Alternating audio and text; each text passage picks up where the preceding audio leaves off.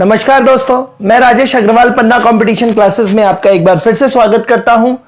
प्रश्न answer series में series number 8 में बात करेंगे। आज पहले प्रश्न की बात करेंगे। अच्छे से पढ़ते जाइए आप, सारी थ्योरी आपकी इसी में रिवाइज होती चलेगी। पहला प्रश्न है आज के लिए, जब कोई कंपनी उसकी आय से नियत राशि का प्रतिशत प्रदान करती है तब यह कहलाती है। When a company provides a specific amount from its income, when a company provides a specific amount from its income, that is called, ठीक है, कंपनी की कोई इनकम होती है, उससे नियत राशि का प्रतिशत अपने प्रदान करती है शेयर धारकों को, तो उसको क्या कहते हैं? तो उसको फर्स्ट ऑप्शन है लाभांश कर नीति, that is dividend tax policy. दूसरा लाभांश सही अनुपात नीति, डिविडेंड करेक्ट रेशियो पॉलिसी। तीसरा लाभांश भुगतान अनुपात नीति, dividend payout ratio policy, dividend payout ratio policy. और चौथा है लाभांश क्रय अनुपात नीति या डिविडेंड परचेज रेशियो पॉलिसी। ठीक है, तो दोस्तों ये चीज मैंने आपको पढ़ाई है लेक्चर नंबर 57 में। अलग अलग प्रकार के अनुपात पढ़ाए हैं मैंने आपको सॉरी वहां पे रेशियोज बताए हैं, अलग अलग अनुपात बताए हैं। तो कंपनी की जो आय हो रही है उसमें से कुछ राशि का परसेंटेज वो जो अपने स्टेक होल्डर्स को देता है उसको बोलते हैं dividend payout ratio, dividend payout ratio या डिविडेंड पर शेयर भी बोलते हैं इसको, डिविडेंड पर शेयर। और डिविडेंड पर शेयर क्या होता है? Dividend per share is equals to dividend paid per share, dividend paid upon number of shares या नंबर ऑफ इक्विटी शेयर्स। इसका फॉर्मूला क्या होता है? डिविडेंड पर शेयर या dividend payout ratio is equals to dividend लाभांश कितना पे किया है कंपनी ने और कुल शेयरों की मात्रा कितनी है, तो उसमें एक शेयर का जो है वो डिविडेंड लाभांश निकल आएगा। टोटल डिविडेंड कितना पे किया है और टोटल नंबर ऑफ शेयर कितना है, इसका इससे भाग कर देंगे, डिवीजन कर देंगे, तो पर शेयर का जो लाभांश है, डिविडेंड है, वो निकल आएगा। ठीक है, तो इस तरीके से आपको ये क्वेश्चन ध्यान में रखना है। लेक्चर नंबर 57 में जाके और क्लियर कर सकते हैं, क्लियर कट थ्योरी दी है।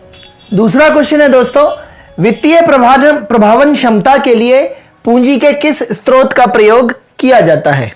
ठीक है, for the financial effecting capacity, वित्तीय प्रभावन क्षमता, फाइनेंस इफेक्टिव कैपेसिटी जनरेट करने के लिए, इफेक्टिवनेस जनरेट करने के लिए फाइनेंसिंग की पूंजी यानी कैपिटल के किस सोर्स का प्रयोग किया जाता है? Which source of capital incoming is best for financial effectivity? तो आंसर ए है ऋण पूंजी, दैट इज कॉल्ड डिबेंचर्स। फिर दूसरा है शेयर पूंजी, दैट इज शेयर जारी करके। तीसरा है दीर्घकालीन ऋण, है ना, दीर्घकालीन ऋण उठाएं आप संस्थाओं से, या अल्पकालीन ऋण शॉर्ट ड्यूरेशन डेप्ट, लॉन्ग ड्यूरेशन डेप्ट, शॉर्ट ड्यूरेशन डेप्ट, और शेयर्स जारी करें और डिबेंचर्स जारी करें। तो वित्तीय प्रभावन क्षमता के लिए ऋण पूंजी या शेयर पूंजी, इनमें से कौन सा सबसे इफेक्टिव होता है? जहां से आपको ऋण लेना या जहां से आपको पूंजी उठाना किसी भी कंपनी को सुविधाजनक होता है, ताकि वहां पे उसको कम से कम उसमें खर्चा आता है। ठीक है, तो इसकी बात करी है मैंने लेक्चर नंबर 59 में। लेक्चर नंबर 59 में मैंने वित्तीय निर्णय की बात करी है और कॉलम वाइज मैंने वहां पे एक्सप्लेन किया है। पन्ना कंपटीशन क्लासेस के यूट्यूब चैनल के लेक्चर नंबर 59 पे जब आप जाएंगे तो इस क्वेश्चन का आंसर आप बेहतर तरीके से देख पाएंगे। जब आप मार्केट से ऋण पूंजी उठाते हैं, डिबेंचर्स उठाते हैं, तो आप जो उसका ऋण का जो ब्याज चुकाते हैं, उस ब्याज पे आपको टैक्स पे कटौती मिलती है, उस पे टैक्स पे आपको रिबेट मिलता है। तो सबसे सस्ता यही पड़ता है बाजार से, है ना। तो वित्तीय प्रभावन क्षमता, जहां से आप पूंजी बना रहे हैं या पूंजी ला रहे हैं अपने उद्योग के लिए, तो ऋण पूंजी उठाना सबसे इफेक्टिव होता है, क्योंकि इस पे लगने वाले ब्याज पे जो है वो टैक्स जो है, टैक्स नहीं लगता, टैक्स से छूट मिल जाती है। जो इस ऋण का आप ब्याज चुकाते हैं उस पे लगने वाले टैक्स से छूट मिल जाती है, टैक्स पे रिबेट मिलता है। शेयर पूंजी, शेयर धारकों के लिए यहाँ पे टैक्स लग जाएगा। दीर्घकालीन ऋण में आपको ब्याज चुकाना ही पड़ेगा, अल्पकालीन ऋण में आपको ब्याज चुकाना ही पड़ेगा, यहाँ ब्याज पे बहुत ज्यादा रिबेट मिल जाता है। तो आंसर हो जाएगा ऋण पूंजी या डिबेंचर्स।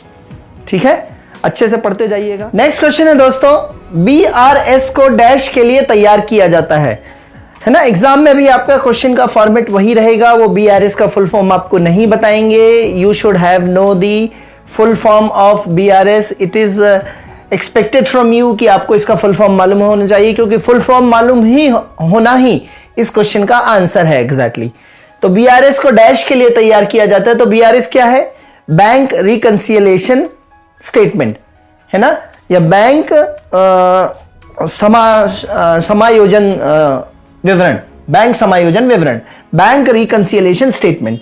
अब आपने अगर थ्योरी पढ़ी है अपने YouTube चैनल में, तो लेक्चर 56 में मैंने बताया है बैंक रिकंसिलिएशन स्टेटमेंट, और प्रश्नास्त्र में भी इसके पहले वाले प्रश्नास्त्रों में मैं BRS का एक प्रश्न कवर कर चुका हूं।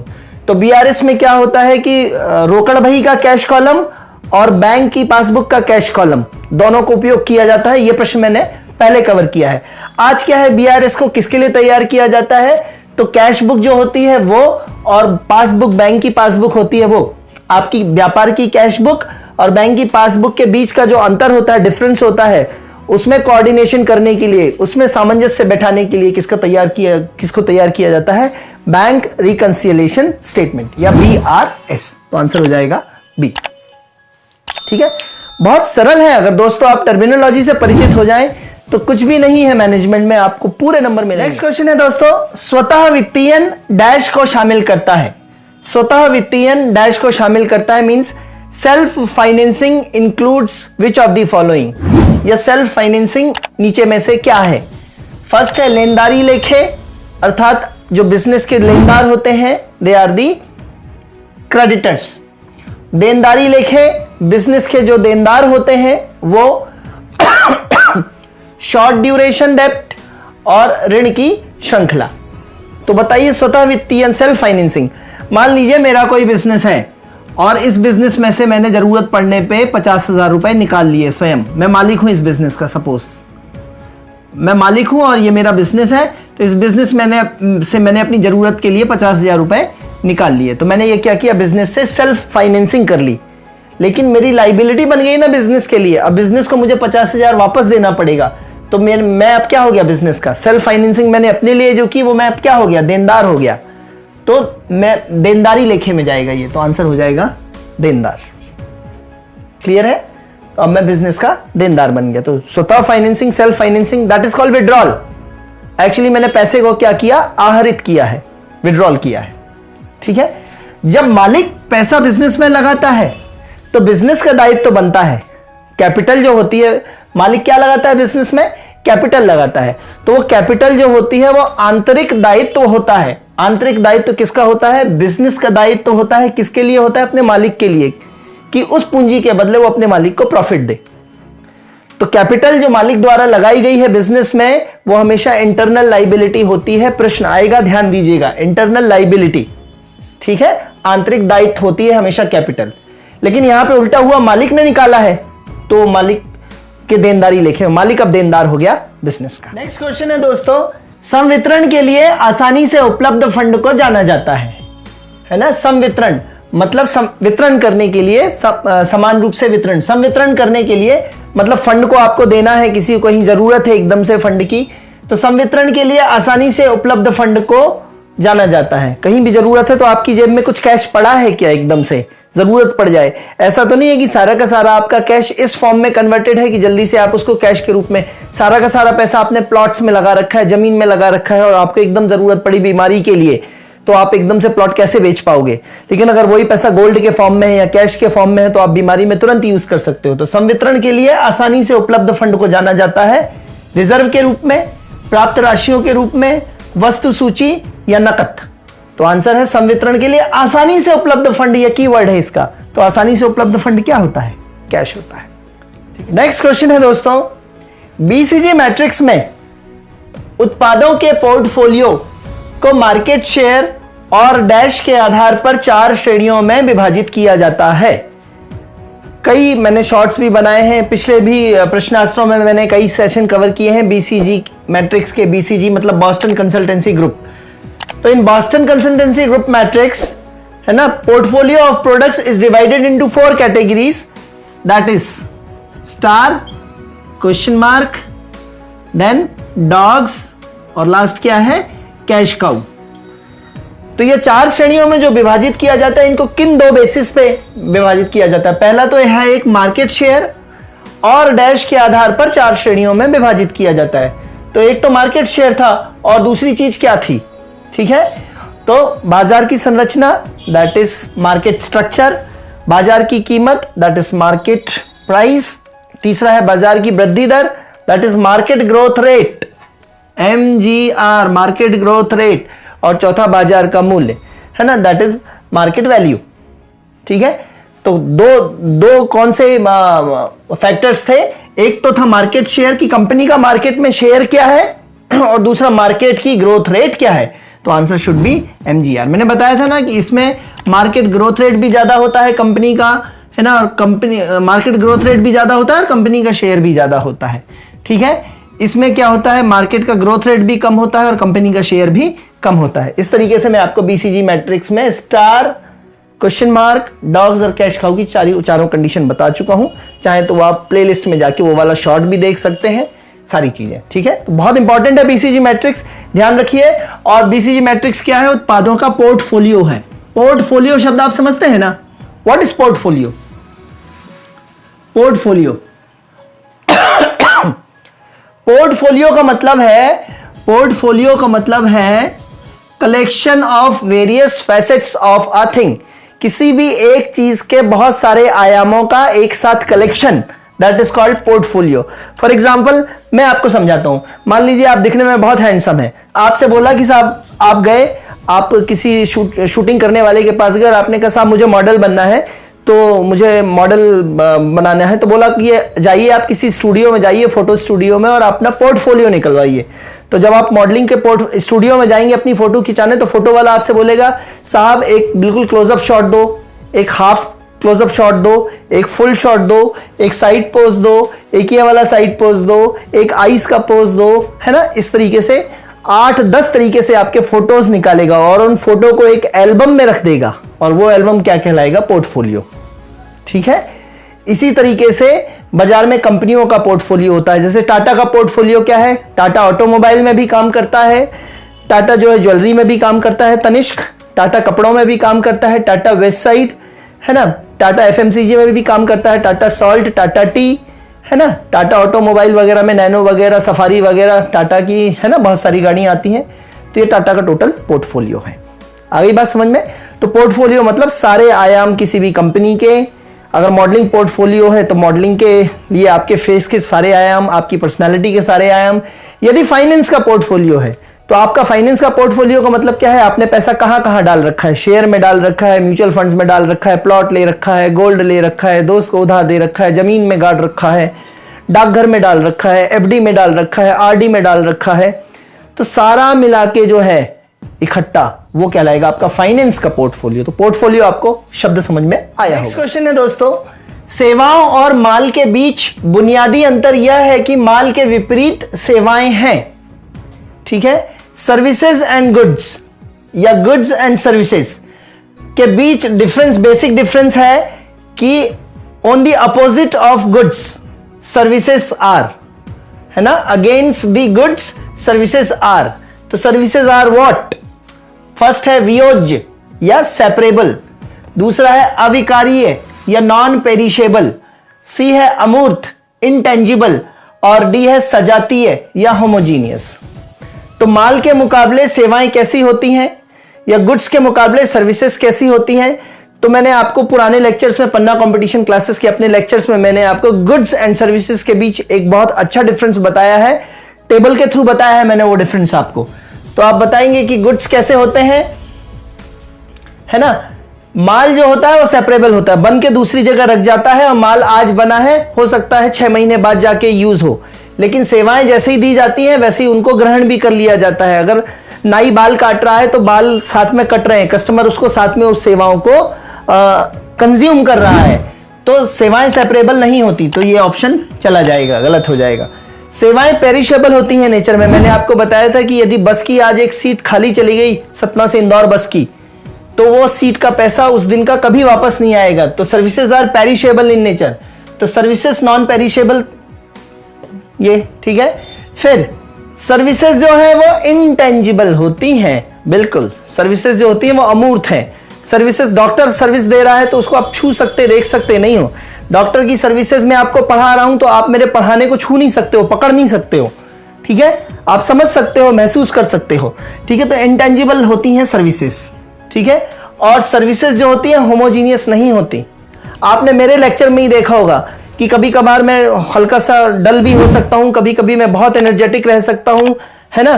कभी मेरी डिलीवरी थोड़ी सी कमजोर होती है, कभी मेरी डिलीवरी लेक्चर डिलीवरी थोड़ी ज्यादा अच्छी होती है। तो मैं जो आपको सर्विसेज दे रहा हूं टीचिंग की, वो हमेशा होमोजीनियस नहीं होती। Services are heterogeneous in nature, विजातीय होती हैं।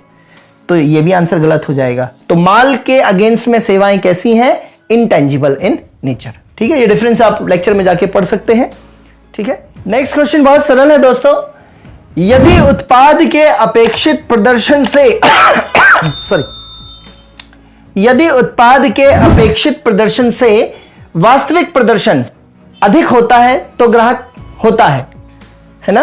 When the expected value of product, when the expected value of product is lesser than real value, जितना ग्राहक ने सोचा है उससे ज्यादा वास्तविक प्रदर्शन अधिक होता है, ठीक है। मैंने सोचा कि आप लोग मेरे लेक्चर को लाइक करेंगे, लेकिन आपने लाइक भी किया, शेयर भी किया, सब्सक्राइब भी किया, बेल आइकन भी प्रेस किया और खूब अच्छे अच्छे कमेंट्स भी दिए, तो मैं कैसा हो जाऊंगा? ना सिर्फ संतुष्ट होऊंगा बल्कि मैं प्रसन्न हो जाऊंगा। ग्राहक जो है वो प्रसन्न हो जाएगा, ठीक है। मैं आपको क्वेश्चंस बता रहा हूं, ये क्वेश्चंस आपको समझने में मदद कर रहे हैं, और यही क्वेश्चन आपको जब एग्जाम में निकाल देंगे तो आप मेरे पढ़ाने से न सिर्फ संतुष्ट होंगे बल्कि आप मेरे पढ़ाने से प्रसन्न रहेंगे, ठीक है। तो तीन कंडीशन बनती हैं कि एक्सपेक्टेड से ज्यादा, है ना। यदि एक्सपेक्टेड जो होता है वो रियल पर से ज्यादा होता है, एक्सपेक्टेड जो है वो रियल से ज्यादा है तो दुखी होएगा आदमी, असंतुष्ट हो जाएगा। एक्सपेक्टेशंस ज्यादा है रियल से सो असंतुष्ट हो जाएगा।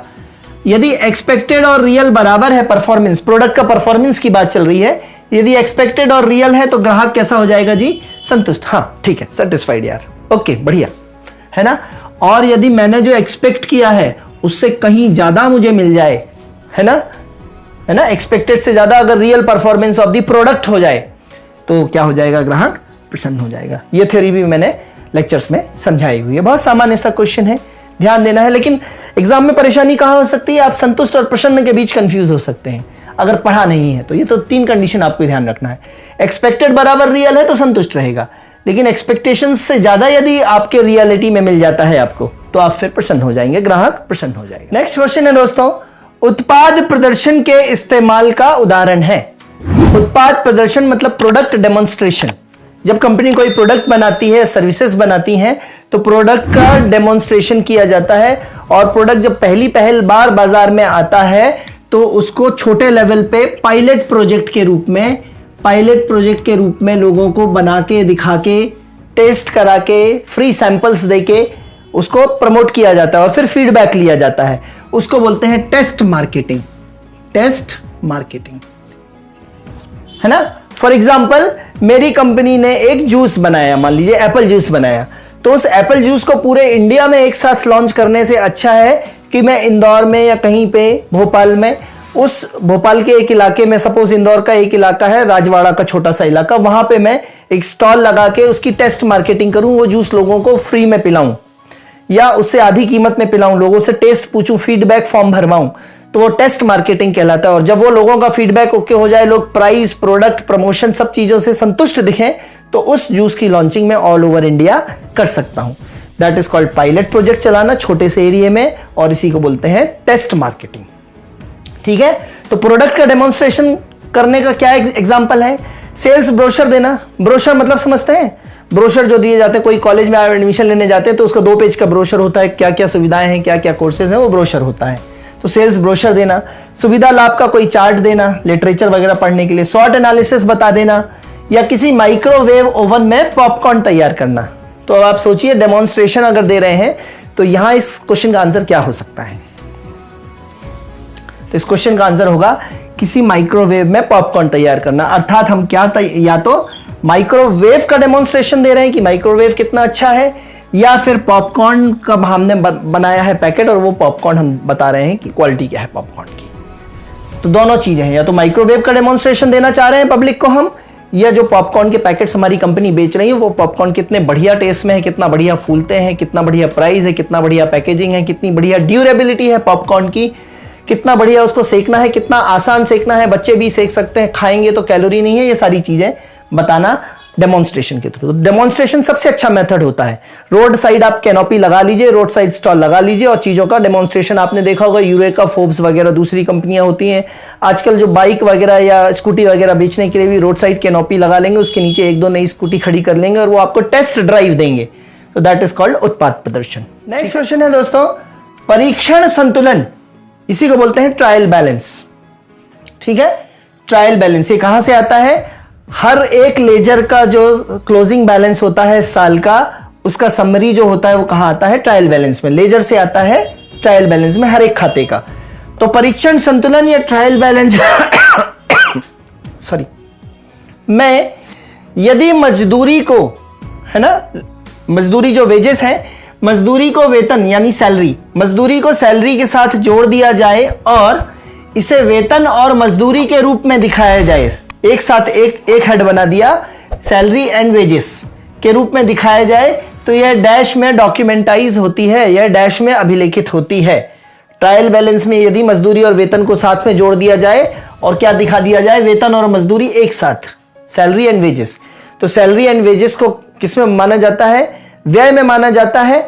और ये किस में जाता है? या ट्रेडिंग अकाउंट में जाता है, प्रॉफिट एंड लॉस अकाउंट में जाता है, या बैलेंस शीट या चिट्ठे में जाता है, या मालिकाना लेखा में जाता है? तो आंसर बताइए। लेक्चर नंबर 57 में मैंने इसकी बात करी है, तीन तरीके के फाइनेंशियल स्टेटमेंट, वित्तीय विवरण की बात करी है मैंने, जिसमें ट्रेडिंग अकाउंट है, प्रॉफिट लॉस अकाउंट है, प्रॉफिट एंड लॉस अकाउंट, और तीसरा बैलेंस शीट। तो आप वहां क्लियर कट जाके देखेंगे, जो व्यय है, मजदूरी है या वेतन है, वो कहां पे बताया जाता है? प्रॉफिट एंड लॉस अकाउंट के डेबिट साइड में, प्रॉफिट एंड लॉस के डेबिट साइड में। लेक्चर नंबर 57 में आप जो प्रॉफिट लॉस अकाउंट का फॉर्मेट देखेंगे जो अपन ने नोट्स में बनाया है पन्ना कंपटीशन क्लासेस के अपने यूट्यूब चैनल के लेक्चर नंबर 57 में, तो प्रॉफिट एंड लॉस अकाउंट के डेबिट साइड में इसको डालेंगे, वेतन और मजदूरी अर्थात व्यय को। आज का लास्ट क्वेश्चन है दोस्तों, purchase refers to the purchase of. Purchase मतलब खरीदी, खरीदी से तात्पर्य है निम्न की खरीदी। Purchase refers to the purchase of, खरीदी से तात्पर्य है निम्न की खरीदी। निम्न में से क्या खरीदेंगे तो उसको खरीदी बोलेंगे। आंसर ए है गुड्स फॉर रीसेल, कोई भी आप गुड्स खरीदते हैं, माल खरीदते हैं और उसको पुनः बेचने के लिए खरीदते हैं। दूसरा stationery for office use, office use के लिए आप स्टेशनरी लाए हैं उसकी परचेजिंग करना। Assets for the factory, factory के लिए आप कंप्यूटर लाए, फर्नीचर लाए, है ना, वाहन लाए, ये असेट्स फॉर फैक्ट्री लाए, उसको परचेज बोलेंगे क्या? या नन ऑफ दी अबव। तो एग्जैक्टली परचेज या खरीदी तो बहुत सारी चीजों की हो सकती है। स्टेशनरी भी खरीद के लाए आप, फर्नीचर भी खरीद के लाए, कंप्यूटर्स भी खरीद के लाए, लेकिन सही मायने में खरीदी या परचेज वो होती है जिसको आप फर्दर सेल कर सको, जिसको आप रीसेल कर सको, जिससे आप पैसा बना सको। तो most appropriate answer is goods for resale. जो आप माल लाए हैं, मान लीजिए मैंने किसी से मान लीजिए मैंने नारियल 100 खरीदे और 100 नारियल मैंने किसी मंदिर के बाहर जाके 10 रुपए का एक नारियल खरीदा और 15 रुपए में जाके बेच दिया, तो नारियल का मैंने गुड्स फॉर रीसेल के लिए खरीदा। ठीक है, स्टेशनरी को ऑफिस यूज के लिए लाया तो मैं उसको रीसेल के लिए नहीं लाया हूं। असेट्स लाया हूं तो मैं उसको रीसेल के लिए नहीं लाया हूं। ठीक है, तो परचेज का मतलब समझ में आया? वो चीज खरीदना, सबसे मेनली प्रॉपरली वो चीज खरीदना जिसको आप पुनः बेच सको, रीसेल। तो most appropriate answer is a. बहुत कंसेप्चुअल क्वेश्चन है। ठीक है दोस्तों, अच्छे से पढ़ते जाइए, लगातार मैं आपके साथ बना हुआ हूं और जैसे ही पेपर आपके 15 तारीख से शुरू होंगे तो हर दिन का पेपर का एनालिसिस और संबंधित और एक्सपेक्टेड क्वेश्चन कौन से आ सकते हैं उसके साथ हर शाम को मैं आपसे मिलूंगा। आप बस साथ में बने रहिए, आपको बहुत अच्छे रिजल्ट्स मिलने वाले हैं। Thank you, good bye.